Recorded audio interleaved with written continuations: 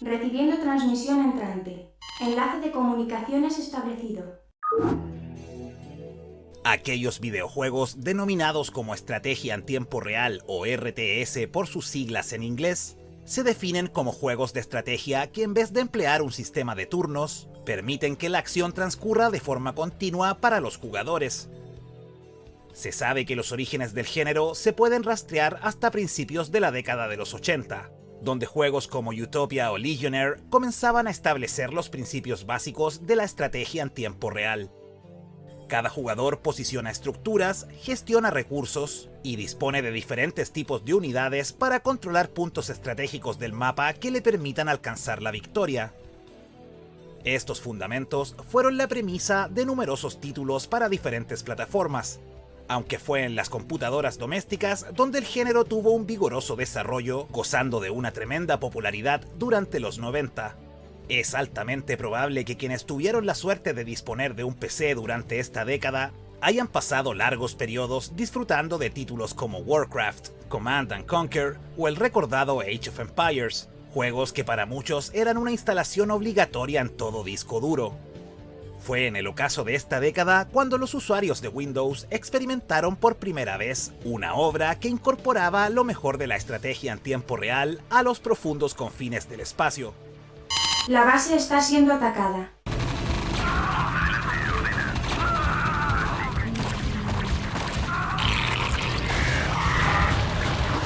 Lanzamiento nuclear detectado.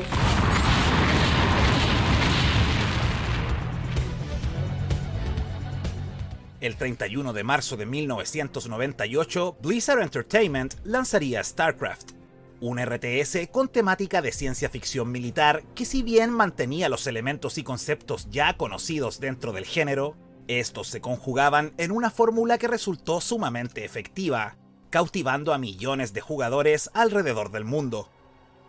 El desarrollo del juego inició en 1995, poco después del lanzamiento de Warcraft 2, otro conocido juego de estrategia en tiempo real pero con temática épica medieval, que más tarde evolucionaría por su propio rumbo hasta convertirse en otra potente franquicia. Inicialmente StarCraft fue presentado en el E3 del 96, donde fue bastante criticado por guardar demasiadas similitudes con la secuela de Warcraft. Esto provocó que el título fuera revisado y modificado para posteriormente ser exhibido públicamente, obteniendo una recepción mucho más positiva a principios de 1997. La historia se posiciona en un futuro distópico durante el siglo XXVI, donde tres especies disputan el dominio del sector Koprulu, un sistema planetario que se encuentra en algún punto alejado de la Vía Láctea. Descendientes de humanos que fueron exiliados de la Tierra, los Terran se componen de diferentes colonias y facciones, pero comparten un profundo sentido de la supervivencia y la capacidad de adaptarse a todo tipo de adversidades. Los Zerg son una extraña raza de insectoides capaces de asimilar a otras especies para evolucionar en todo tipo de formas. Están obsesionados con la perfección genética y cual panal de abejas están dispuestos a dar su vida por la colmena. Los Protoss son una especie alienígena que ha existido desde tiempos inmemoriales. Presentan apariencia humanoide y una tecnología extremadamente avanzada. Su principal objetivo es preservar su civilización y vivir acorde a su estricto dogma filosófico. Al igual que otros exponentes del género, la premisa de StarCraft consiste en aplicar estrategias para vencer al enemigo dentro de un campo de batalla limitado y de una geografía particular, donde solo serán visibles las zonas que hayamos explorado. Estas locaciones se sitúan en lugares como áridos desiertos, superficies volcánicas, ciudades futuristas o instalaciones espaciales. Para tener éxito es necesario dominar y combinar las mecánicas básicas que pueden dividirse en tres ejes esenciales. La gestión de recursos es vital para obtener las materias primas que permiten el crecimiento de nuestras fuerzas. Por todo el mapa podemos encontrar yacimientos de minerales que serán necesarios para financiar toda clase de tropas y estructuras. Casi siempre se encuentran junto a un geyser de gas vespeno, combustible imprescindible para el crecimiento tecnológico y la creación de unidades avanzadas. Cabe mencionar que la explotación de estos recursos solo puede ser efectuada por la unidad más importante de nuestro equipo, los trabajadores. Sus habilidades y aspecto varían con cada raza, pero todos son capaces de minar minerales y extraer gas vespeno a través de la construcción de una refinería. La eficiente gestión de recursos y trabajadores es un factor determinante en cada partida. Cada raza dispone de un set de edificaciones que cumplen funciones como la creación de unidades, investigación de mejoras, aumento de capacidades o sistemas de defensa perimetral. Factores como el número máximo de unidades a desplegar, parámetros de ataque y defensa y el acceso a nuevas tecnologías dependerán completamente de la construcción y gestión de nuestros edificios durante la batalla. Los jugadores más experimentados conocen muy bien los tiempos y el orden de construcción más eficaz para hacerle frente a cada raza. Cabe destacar que tanto las mecánicas de construcción como la gestión de edificaciones varía de gran manera dependiendo de la especie que utilicemos. Es así como la extracción de recursos y la gestión de nuestras edificaciones se traduce directamente en la efectividad de combate de nuestro equipo. Cada unidad presenta características y habilidades únicas que son efectivas o desfavorables dependiendo del enemigo al que enfrentamos. El equipo ganador de la partida será aquel que destruya la base o la capacidad de producción del rival, lo que hace igual de importantes tanto las estrategias ofensivas como defensivas. Según la teoría básica del combate, el ataque y la defensa se subdividen en categorías de micro y macro. La primera habla de la habilidad para controlar tropas individualmente, para moverse por el mapa de manera más eficiente y hacer frente a amenazas específicas.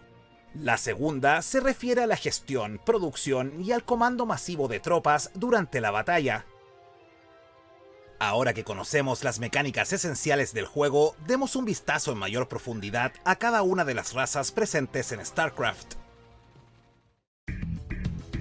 Los Terran son una civilización de descendientes de humanos que fueron expulsados de la Tierra. Llegaron al sector Koprulu a mediados del siglo XXII, estableciendo colonias en 3 planetas diferentes donde prosperaron rápidamente. Debido a las múltiples guerras durante la historia de su especie, los Terran han desarrollado una tecnología bastante avanzada y aunque puede parecer precaria en comparación a la de los Protoss, puede ser tremendamente destructiva. Poseen un profundo sentido de la supervivencia y una rápida capacidad de adaptación. Muchas de sus instalaciones son capaces de volar, lo que permite alejarlas del peligro y reposicionarlas estratégicamente. Su número total de tropas a desplegar depende directamente de los depósitos de suministros, edificaciones de rápida construcción que pueden ser empleadas como línea defensiva. La unidad trabajadora de esta especie son los vehículos de construcción espacial o VCE, máquinas operadas por humanos encargadas de la extracción de recursos y la construcción de edificaciones. Además son capaces de reparar tanto a unidades mecánicas como instalaciones. Los Marines son la unidad de combate básica de los Terran.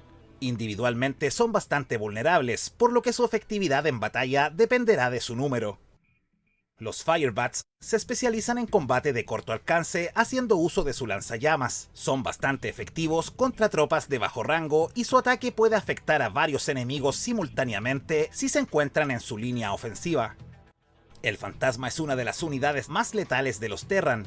Pese a que poseen un ataque principal relativamente débil, pueden emplear tácticas que inhabilitan unidades mecánicas. Son capaces de utilizar temporalmente un camuflaje que los vuelve casi indetectables. Y si contamos con la tecnología necesaria, su habilidad más potente es su capacidad para dirigir ataques nucleares, provocando un gran rango de devastación. Los buitres son una especie de motocicletas de combate que se desplazan a gran velocidad. Disponen de granadas fragmentadas útiles contra objetivos de bajo rango. Además pueden desplegar minas araña ideales para generar perímetros defensivos. Los tanques son pesados vehículos blindados con una gran potencia de ataque pero de lento desplazamiento. Si se investiga su modo de asedio, pueden transformarse en un cañón estacionario que provoca un gran daño a las unidades que entran en su amplio perímetro. Aunque estas ventajas se equilibran con una pobre defensa y la incapacidad de responder ataques desde el aire. Los Goliath son poderosos vehículos bípedos que presentan un poder ofensivo decente contra unidades terrestres, pero destacan más que nada por su potente ataque antiaéreo. Son tropas relativamente costosas y al ser bastante voluminosos a menudo presentan complicaciones para desplazarse por lugares estrechos. La flota aérea Terran se compone del Wraith, aeronave capaz de atacar a objetivos aéreos y terrestres, además de emplear un efectivo camuflaje que la vuelve casi indetectable. Las naves de evacuación permiten transportar a todo tipo de unidades, pero su pobre blindaje y escasa velocidad la convierten en un blanco fácil, sobre todo en los momentos de descarga. La nave científica es una especie de sonda blindada con útiles habilidades que fortifican nuestras defensas o debilitan a cierto tipo de enemigos. Finalmente, el crucero de batalla es una de las unidades más poderosas de esta raza y también una de las más costosas. Puede atacar a tropas aéreas y terrestres y posee un cañón de largo alcance que provoca bastante daño, aunque su tiempo de recarga es considerable. Los Zerg son una temible raza de alienígenas insectoides obsesionados con la perfección genética. Recorren diferentes sistemas planetarios en busca de nuevas especies para asimilar y mejorar su genoma. Su estructura social se asemeja a la de algunas especies de insectos, con diferentes castas de guerreros y obreros que responden a las órdenes de individuos intelectualmente superiores, aunque la totalidad del enjambre actúa como un solo ser, por lo que no les importa sacrificar sus vidas si es en pro de la colmena. Esta especie no posee tecnología alguna, al menos no sintética. Tanto sus edificaciones como sus unidades son de origen orgánico. Las larvas de la especie pueden transmutar en todo tipo de guerreros, pero también en gigantescos órganos vivientes capaces de realizar tareas vitales para el enjambre. No obstante, sus edificaciones necesitan incubarse en una especie de limo púrpura conocido como creep. Esta alfombra viscosa es en realidad un superorganismo vivo que provee a la colmena de sustancias esenciales y además posee una red de conexiones nerviosas que reaccionan ante un peligro cercano. Se expande a medida que la colonia incuba más estructuras. El zángano es la casta más importante para la colmena.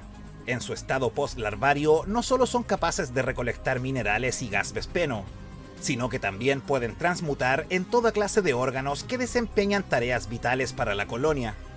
Estas estructuras orgánicas tienen la capacidad de regenerarse con el tiempo y algunas están diseñadas exclusivamente para la defensa. El número máximo de individuos a criar en una colmena es determinado por la cantidad de overlords. Gigantescas criaturas flotantes que no poseen ningún tipo de ataque, pero pueden detectar tropas ocultas y funcionar como un transporte si logran evolucionar con esa finalidad.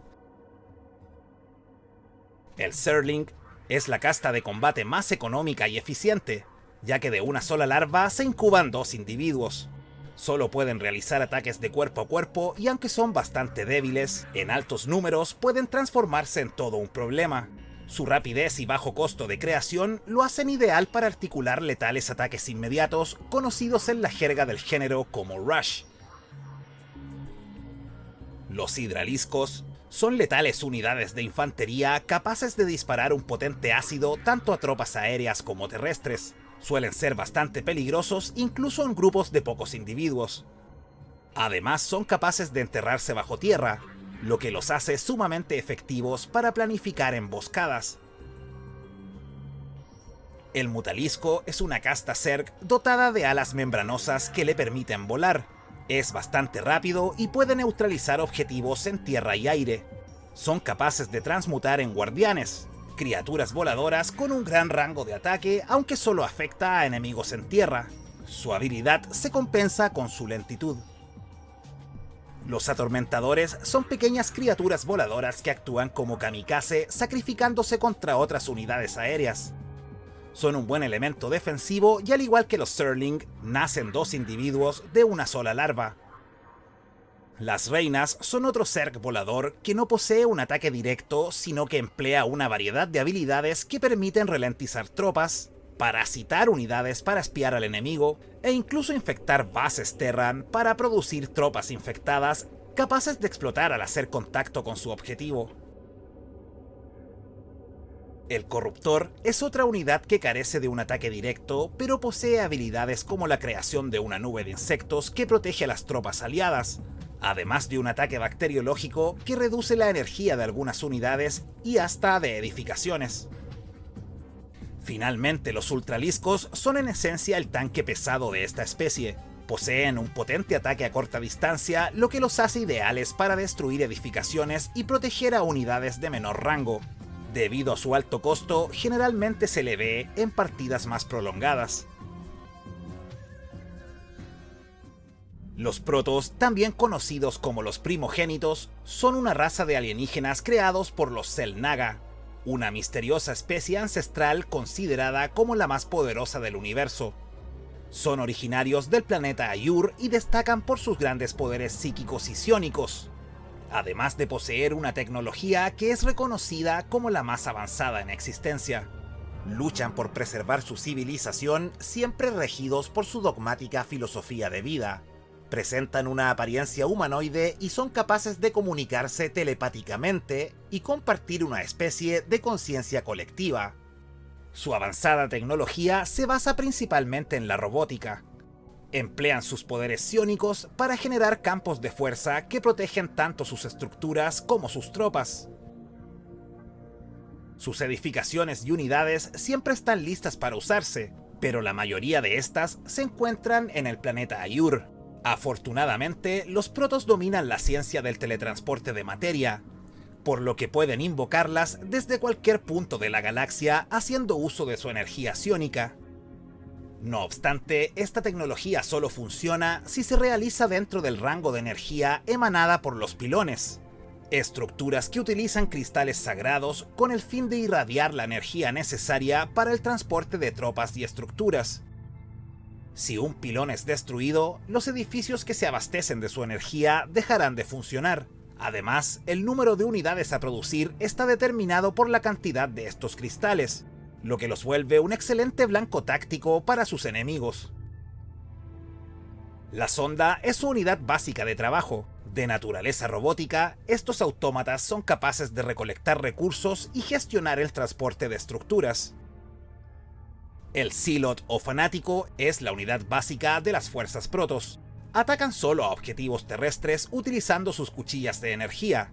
Su excelente defensa y poder ofensivo lo convierten en un elemento base en cualquier fuerza de ataque.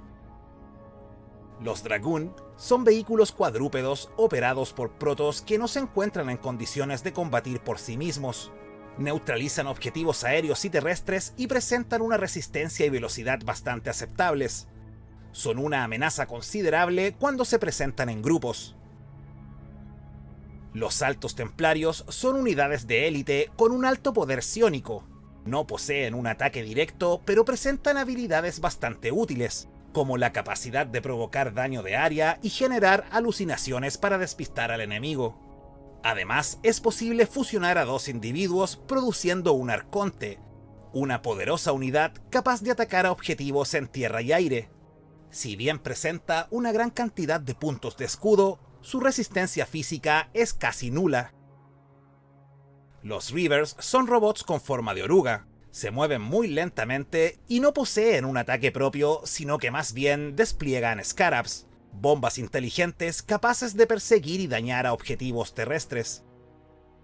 El Observer es una sonda que permanece constantemente camuflada, no posee ataque alguno, pero es ideal para labores de espionaje. Los Exploradores son los vehículos aéreos más comunes de esta raza. Si bien son capaces de atacar objetivos en tierra, son mucho más efectivos contra enemigos aéreos. Las Lanzaderas son vehículos aéreos autómatas capaces de transportar tropas con una gran efectividad. El Carrier es un enorme crucero que no posee arsenal propio, sino que más bien despliega hasta 8 cazas interceptores. Su alto costo se compensa con una excelente resistencia y son bastante letales cuando se concentran en grupos. Finalmente, los Arbiters son naves tácticas capaces de camuflar a las tropas que se encuentren dentro de su rango. Congelan enemigos y pueden generar agujeros de gusano que sirven de transporte para las tropas aliadas. Las tres especies presentes en StarCraft no solo se diferencian notoriamente a un nivel superficial, sino que cada una presenta características y parámetros únicos que los hacen efectivos o vulnerables ante cada tipo de enemigo. Cada raza posee un estilo de juego muy diferenciado, pero bien equilibrados entre sí. Dominar a cabalidad cada especie requiere del tiempo y de la disciplina del jugador, aunque de igual manera es posible pasar un buen rato y ser exitosos teniendo solo un entendimiento básico de las mecánicas, por lo que la diversión está asegurada tanto para los usuarios casuales como para los más prolijos. Como es obligatorio en todo RTS, StarCraft ofrece un modo multijugador, una herramienta para la creación de mapas y una modalidad en solitario, donde se pueden crear partidas personalizadas y acceder a un modo principal donde conoceremos la compleja historia que pone a las tres razas en conflicto. Está dividida en 3 episodios de 10 misiones cada uno y narran los eventos suscitados en lo que se conoce históricamente como la Primera Gran Guerra. A continuación daremos un repaso superficial a los eventos más importantes cubiertos en los 3 episodios. El primero nos pone en control de los Terran justo cuando los Zerg comienzan un ataque progresivo a algunas de sus colonias, despertando el interés de facciones políticas que se encontraban en conflicto. Acá conocemos a Jim Raynor, un alguacil del planeta Mar-Sara que tras ser traicionado por sus superiores, termina trabajando junto a los hijos de Korhal, un movimiento de resistencia dedicado a derrocar al actual gobierno. Eventualmente Raynor conoce a Kerrigan, una agente especial fantasma con un alto rango dentro de la organización rebelde. Con el tiempo ambos se relacionan de manera bastante cercana, rayando en lo romántico. Capitán Raynor, he terminado de explorar la zona y... ¡cerdo! ¿Qué? Pero si ni siquiera te he dicho nada. Ya lo sé, pero estabas pensándolo. Durante una misión de suma importancia, Kerrigan es abandonada a merced de los Zerg, desatando la indignación de Raynor y llevándolo a formar su propia célula rebelde. En el segundo episodio estaremos en control de los Zerg, especie que bajo el comando de la Mente Suprema logra tomar el control de una gran cantidad de planetas previamente dominados por los Terran. Al comienzo tendremos que proteger y asegurar la incubación de una crisálida, que tras su posterior eclosión se revela como Kerrigan, ahora convertida en una poderosa entidad Zerg conocida como la Reina de las Cuchillas. Todo formando parte de un elaborado plan de la Mente Suprema para hacerse con los poderes psíquicos de la ex fantasma y convertirla en una poderosa arma contra los protos. Mi nueva cría será la ruina de mis enemigos. No dejaremos vivo ni a un solo Terran. Progresivamente descubriremos que el plan de la Mente Suprema es asimilar a los protos, algo que perfeccionaría su genoma dándole un poder inmesurable a la colmena. Pero para eso era necesario someter al planeta Aiur, el lugar de origen de la especie primogénita. En el tercer episodio nos encontraremos en control de los protos. Tras la invasión Zerg a su mundo natal Aiur, nublados por el velo de la guerra, los primogénitos comienzan a dividirse internamente. Ha llegado el momento de que actuemos por cuenta propia. ¡Ah, Tassadar! ¿Tan bajo has caído? Los engranajes del conflicto giran a favor de los Zerg, y pese a que la alianza entre los protos y los rebeldes de Raynor logra dar muerte a la Mente Suprema, aún estaban lejos de cualquier victoria.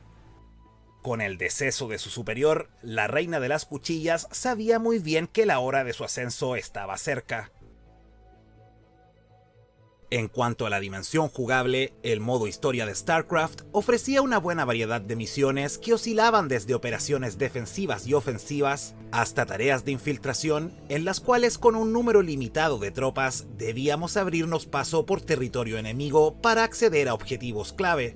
La narrativa, limitada a algunos diálogos y escasas cinemáticas, nos presentaban una historia sólida, envolvente y bastante compleja, la cual ha sido enriquecida a través de medios como la literatura. Un año después de su lanzamiento, en 1999, el juego recibiría su expansión oficial, StarCraft Brood War, añadido que expandía la historia a través de 3 nuevos episodios, sumando un total de 26 nuevas misiones. Se agregaron actualizaciones, más tipos de terreno y nuevas unidades para cada raza que profundizaban el combate.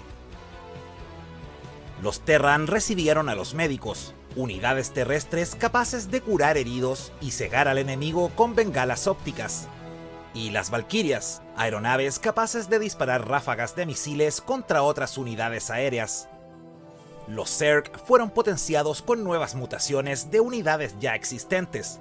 El Mutalisco ahora podía evolucionar al Devorador, una forma más resistente capaz de atacar con mayor intensidad a objetivos aéreos y lanzar esporas que ralentizan a sus enemigos. Los Hidraliscos ahora pueden transmutar en merodeadores, letales criaturas capaces de ocultarse bajo tierra y atacar objetivos sin ser detectados. Los Protoss ahora contaban con los Templarios Oscuros, una unidad táctica que emplea un permanente camuflaje y es capaz de realizar devastadores ataques físicos. Además, es posible fusionar a dos individuos creando al Arconte Oscuro, entidad carente de ataques convencionales pero que en compensación puede controlar a unidades enemigas, paralizarlas o provocar un daño proporcional. Finalmente, tenemos la incorporación del Corsario, una aeronave capaz de dañar a otras unidades aéreas y con la habilidad de crear un campo disruptor que inhabilita a los enemigos dentro de su rango. En términos de historia, Brood War continúa inmediatamente después del deceso del líder de los Zerg. Ayur, planeta natal de los Protoss, se encuentra devastado, aunque los primogénitos sobrevivientes aún presentan resistencia y cuentan con el valioso apoyo de los rebeldes de Raynor. La gravedad de la situación llevó incluso a que los Terran se consolidaran por primera vez en un solo gobierno, en control del autoproclamado emperador Arcturus Mengsk. La crisis escala de tal manera que incluso los habitantes de la Tierra, tras un largo periodo de observación, deciden tomar parte en el conflicto. Paralelamente, la Reina de las Cuchillas sigue aumentando sus fuerzas y conspirando desde las sombras con falsas alianzas con los Protoss para erradicar todo rastro de la Mente Suprema, con el único objetivo de estar en control total del enjambre y ponerlo al servicio de sus propios intereses. Además de Brood War, existieron dos complementos que añadían una buena cantidad de misiones extra, Insurrection y Retribution. Si bien ambos fueron desarrollados por compañías externas, contaron con la autorización de Blizzard para su distribución. Tanto en su entrega original como en su expansión, StarCraft generó un profundo impacto cultural, cautivando a millones de jugadores y siendo un éxito rotundo en ventas. Es reconocido como el referente absoluto del género. Desde el inicio de su existencia, los posteriores juegos de estrategia en tiempo real se calificaban acorde a los parámetros impuestos por StarCraft. Y es que la mayoría de los medios consideran que cada dimensión del juego estaba impecablemente ejecutada. Presentaba un universo sólido, con una historia profunda e interesante capaz de codearse con cualquier obra de ciencia ficción. Sus complejas mecánicas de juego lograban que el jugador rápidamente se encontrara inmerso en un adictivo combate estratégico. Gráficamente, la obra presentaba los estándares más altos ofrecidos por juegos de su tipo, con diseños llamativos, excelentes efectos visuales y locaciones que verdaderamente nos posicionaban en otra galaxia. El ámbito sonoro representaba otro deleite. Con toda seguridad, quienes lo jugamos en su época aún tenemos grabado los tétricos rugidos de los Zerg, los diálogos de las unidades Terran al ser comandadas, o los sonidos futuristas producidos por la tecnología Protoss. Así que quieres machacarme.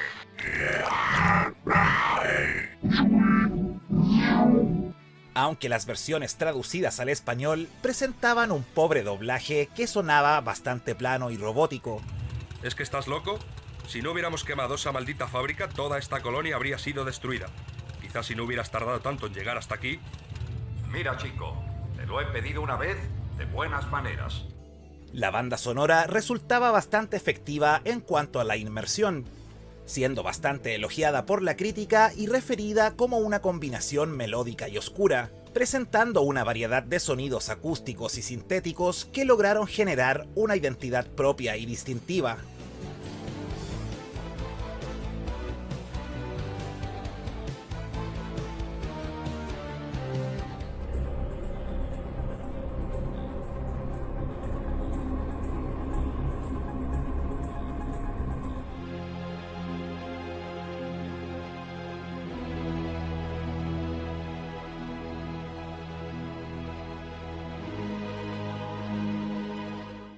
Por supuesto, ninguna obra es perfecta y StarCraft también recibió justas críticas, principalmente enfocadas a la inteligencia artificial de las tropas, enfatizando en la dificultad que presentaban para encontrar un camino efectivo hacia el objetivo.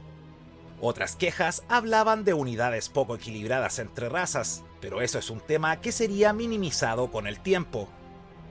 El multijugador de StarCraft fue tremendamente exitoso y hasta el día de hoy se posiciona como uno de los juegos en línea más populares y masivos. Se considera dentro de la categoría del deporte electrónico y en la actualidad se siguen celebrando torneos de diferente calibre. Cabe destacar que el juego tuvo un impacto especialmente potente en Corea del Sur. En consecuencia, muchos de los jugadores de StarCraft más hábiles y populares del mundo provienen de este país. Obviando su entrega original para Windows, el juego llegó a contar con una versión para Mac e incluso con un port para Nintendo 64 lanzado en junio del año 2000, conversión que incluía tanto la versión original como la expansión, aunque esta última necesitaba del Expansion Pack. Presentaba contenido exclusivo y hasta un modo multijugador a pantalla dividida, aunque naturalmente sufrió de recortes técnicos que lo llevaron a ser criticado por su pobre calidad visual. Aunque por otro lado fue bastante reconocido por la eficiente adaptación de los controles al gamepad de la consola. Personalmente, StarCraft es uno de los videojuegos a los que le guardo más cariño y estoy seguro que nunca dejaría de jugarlo. Siempre recuerdo las extensas tardes de juego con mis amigos cuando recientemente habíamos entrado al mundo del gaming en computadoras.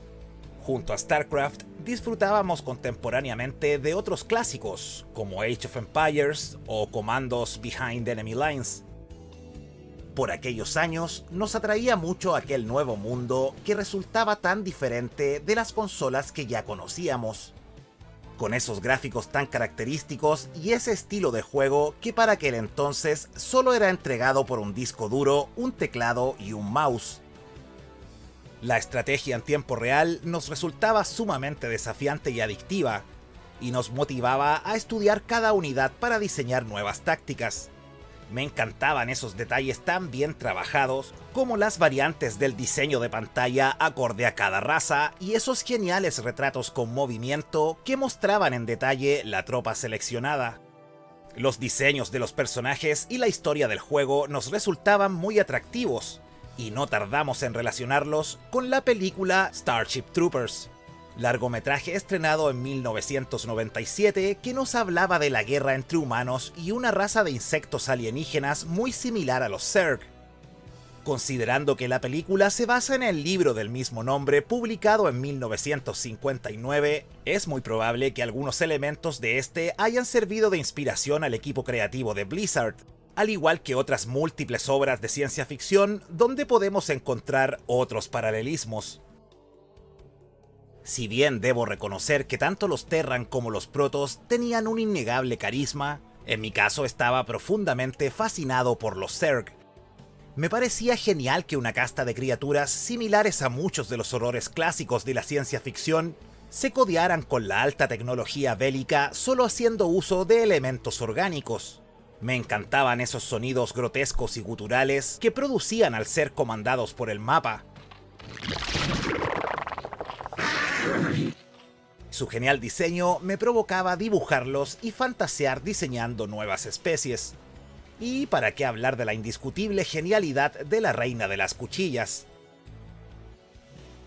StarCraft era una instalación obligatoria para todos los del barrio que tenían la suerte de poseer un PC a finales de los 90, y lo primero que llegaba del boca a boca entre amigos eran aquellos códigos de trucos que se ejecutaban durante la partida. Los que más recuerdo eran Show Me the Money, un comando que saturaba nuestro inventario de recursos, y el clásico Operation Seawall eliminaba los tiempos de espera, haciendo que la construcción y la producción de unidades fuese instantánea. Tras casi 20 años después de su lanzamiento, Blizzard lanzaría una remasterización del juego reescalado para el widescreen, con texturas y sprites en alta definición, un renovado apartado sonoro, funciones en línea modernizadas e incluso un paquete de texturas adicional que convierte los diseños al estilo cartoon.